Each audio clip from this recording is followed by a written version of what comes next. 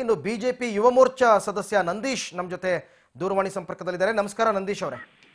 ನಮಸ್ತೆ ಸರ್. ಏನ್ ಕಾರ್ಯಾಚರಣೆ ಎಲ್ಲಾಯ್ತು, ಹೇಗಾಯ್ತು, ಏನ್ ಮಾಹಿತಿ ಸಿಕ್ಕಿತ್ತು ನಿಮಗೆ ಅಂತ?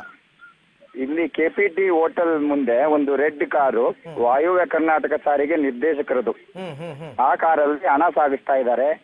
ಅಂಗಳ ಜಿಲ್ಲಾ ಪಂಚಾಯತಿ ಕ್ಷೇತ್ರದ ಕಂಪ್ಲೀಟ್ ಎಲ್ಲಾ ಊರುಗಳಿಗೆ ಲೀಸ್ ಸಮೇತ ಅಂತ ನಮ್ಗೆ ಮಾಹಿತಿ ಬಂತು. ನಮ್ಮ ತಾಲೂಕು ಅವರು ಆ ಮಾಹಿತಿ ನಮ್ಗೆ ಕೊಟ್ಟರು.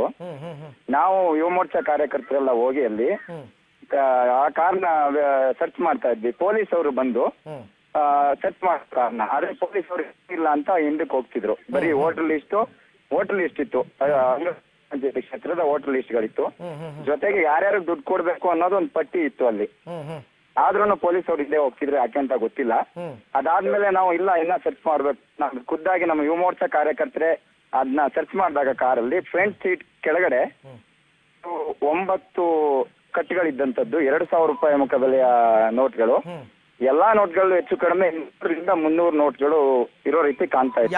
ಯಾರು ಆ ಕಾರ್ನಲ್ಲಿ ನೀವು ನೋಡಿದಾಗ? ಆ ಕಾರ್ ಹಿಂದೆ ಕಾಶಪ್ಪ ಅಂತ ಹಿಂದೆ ಒಬ್ರು MLA ಆಗಿದ್ರು. ಅವ್ರದ್ದು ಹೆಸರು ನನಗೆ ಸರಿಯಾಗಿ ಗೊತ್ತಿಲ್ಲ. ಬಾರ್ದೊಂದು ಗಲಾಟೆ ಆಗಿತ್ತು ಅವ್ರದ್ದು. ಆ MLA ಹೌದು ಅವರು ವಿಜಯಾನಂದ ಕಾಶಪ್ಪನವರು. ಅವರು ಹಿಂದೆ ಕಾರಲ್ಲಿ ಇದ್ರು, ಜೊತೆಗಿದ್ರು. ಅವರು ಹೊರಟೋದ್ರ ಆಮೇಲೆ ಅವ್ರು ಅಲ್ಲಿ ನಿಲ್ಲಿಲ್ಲ, ವಾಪಸ್ ಹೋದ್ರು ಸ್ವಲ್ಪ ಹೊತ್ತಾದ್ಮೇಲೆ. ಅದಾದ್ಮೇಲೆ ನಾವು ಈ ಕಾರ್ನ ಬಿಡ್ಲಿಲ್ಲ. ಈ ಕಾರ್ನ ಕಾಯ್ಕೊಂಡೇ ಇದ್ವಿ, ಒಂದು 20 ಜನ ಕಾಯ್ಕೊಂಡು ಆ ಕಾರ್ನ ಹಿಡಿದಿದ್ವಿ. ಹೆಚ್ಚು ಕಡಿಮೆ ಈ ಸರ್ಕಾರಿ ಕಾರ್ಗಳಲ್ಲೇ ಇವರು ಹಣ ಸಾಗಿಸ್ತಾ ಇದ್ದಾರೆ ಕಾಂಗ್ರೆಸ್ ಅವರು. ಅಂದ್ರೆ ನೀವು ಆ ಡೈರೆಕ್ಟರ್ ಏನಾದ್ರು ಸಿಕ್ಕಿದ್ರ, ನಿರ್ದೇಶಕರು ಕೂಡ ಏನಾದ್ರು ಸಿಕ್ಕಿದ್ರ? ಕಾರ್ ಮತ್ತೆ 3 ಜನ ಇದ್ರು ಕಾರಲ್ಲಿ, ಒಟ್ಟು 4 ಜನ ಇದ್ರು. 3 ಜನ ಓಡ್ ಹೋದ್ರು. ಎಲ್ಲ ಗೂಂಡಾಗಳ ತರ ಇದ್ರು. ಅವ್ರ ಕೈಯಲ್ಲಿ ಚಾಕು ಎಲ್ಲ ಇತ್ತು. ಜೊತೆಗೆ ಪೊಲೀಸರು ಹಿಂದೆ ಹೋದ್ಮೇಲೆ ನಮ್ಗೆ ಹಲ್ಲೆ ಮಾಡಕ್ ಕೂಡ ಬಂದ್ರು, ಆದ್ರೆ ನಾವು ಹೆದರ್ಲಿಲ್ಲ. ಇಲ್ಲಿ ಇನ್ನೊಂದು ಅನುಮಾನ ಬರುತ್ತೆ ರೋಹಿತ್, ನಂದೀಶ್, ಏನಂದ್ರೆ ಕಾರ್ದು ರಿಜಿಸ್ಟ್ರೇಷನ್ ನಂಬರ್ ಬಂದು KA 25. ಆದ್ರೆ ಇದು ವಾಯುವ್ಯ ಕರ್ನಾಟಕ ಸಾರಿಗೆ ಸಂಸ್ಥೆ ನಿರ್ದೇಶಕರ ಹೆಸರಿನಲ್ಲಿದೆ. ಆ ಬೋರ್ಡ್ ಕೂಡ ಫೇಕ್ ಇರಬಹುದಾ ಅಂತ? ಇರ್ಬೋದು ಸರ್, ಅದ್ರ ಬಗ್ಗೆ ನಮ್ಗೆ ಅಷ್ಟು ಮಾಹಿತಿ ಇಲ್ಲ. ಒಟ್ಟಿನಲ್ಲಿ ಸರ್ಕಾರಿ ಅಧಿಕಾರಿಗಳದ್ದು ಅನ್ನೋ ಮಾಹಿತಿ ನಮ್ಗೆ ಹೆಚ್ಚಿನ ರೀತಿ ನಮಗ್ ಬರ್ತಾ ಇದೆ ಸರ್ಕಾರಿ ವಾಹನಗಳಲ್ಲಿ.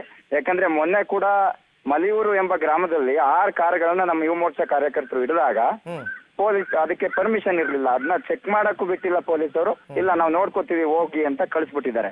ಅಂದ್ರೆ ಸರ್ಕಾರಿ ಅಧಿಕಾರಿಗಳೇ ಅವ್ರ ಜೊತೆ ಶಾಮೀಲ್ ಅಂತ ಅನುಮಾನ ನಮ್ಗಿದೆ, ನಮ್ಮ ಕಾರ್ಯಕರ್ತರಲ್ಲಿ.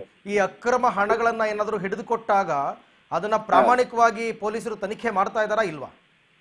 ಬೆಳಿಗ್ಗೆ ಒಂದು ಇನ್ಸಿಡೆಂಟ್ ಆಯ್ತು, ಅದ್ರ ಬಗ್ಗೆ ನಮ್ಮ ಯುವ ಮೋರ್ಚಾ ಪ್ರಧಾನ ಕಾರ್ಯದರ್ಶಿ ಚಂದ್ರು ಮತ್ತೆ ಅಲ್ಲಿ ಪ್ರಕಾಶ್ ಅನ್ನೋರ ನೇತೃತ್ವದಲ್ಲಿ ಕೆಲ್ಸಿ ಗ್ರಾಮದಲ್ಲಿ 4.5 ಲಕ್ಷನ ನಾವು ಹಿಡಿದ್ವಿ ಯುವ ಮೋರ್ಚಾ ಕಾರ್ಯಕರ್ತರು. ಅದನ್ನ ಪೊಲೀಸ್ ಸ್ಟೇಷನ್ ಬಂದಾಗ ನಮ್ಮ ಯುವ ಮೋರ್ಚಾ ಕಾರ್ಯಕರ್ತ ಅದನ್ನ ವಿಡಿಯೋ ಮಾಡ್ತಿದ್ದ. ಏನಕ್ಕೆ ಕರೆಕ್ಟ್ ಆಗಿ ಮಾಹಿತಿ ಕೊಡ್ತಾರಾ ಇಲ್ವಾ ಅಂತ ಪೊಲೀಸ್ ಸ್ಟೇಷನ್ ತಂದು ಒಪ್ಸಿ.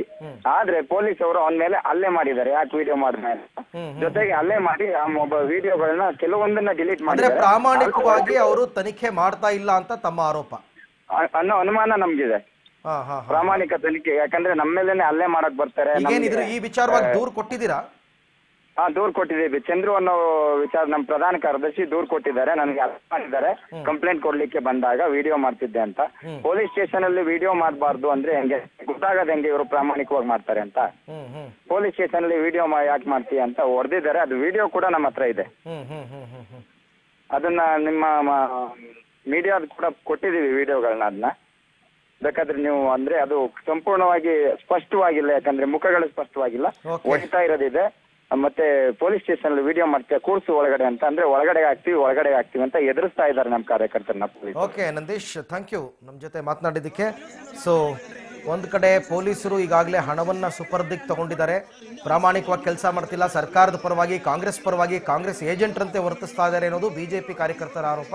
ಸೊ ಹಾಗಾಗಿ ಈ ವಾಯುವ್ಯ ಕರ್ನಾಟಕ ಸಾರಿಗೆ ಸಂಸ್ಥೆಯ ನಿರ್ದೇಶಕರ ಕಾರ್ನಲ್ಲಿ ಅದು ಕೂಡ ಏನಾದರೂ ಅದು ವಿತ್ ಡಾಕ್ಯುಮೆಂಟ್ ಇರೋದಾಗಿದ್ರೆ ರಾಜಾರೋಷವಾಗಿ ತಗೊಂಡೋಗ್ಬೋದಾಗಿತ್ತು. ಸೀಟ್ ಕೆಳಗಡೆ ಔಚ್ಕೊಂಡು ಯಾಕೆ ಅದನ್ನು ತರಬೇಕಾಗಿತ್ತು ಅನ್ನೋದು ಕೆಲವು ಅನುಮಾನಗಳನ್ನ ಮೂಡಿಸುತ್ತೆ.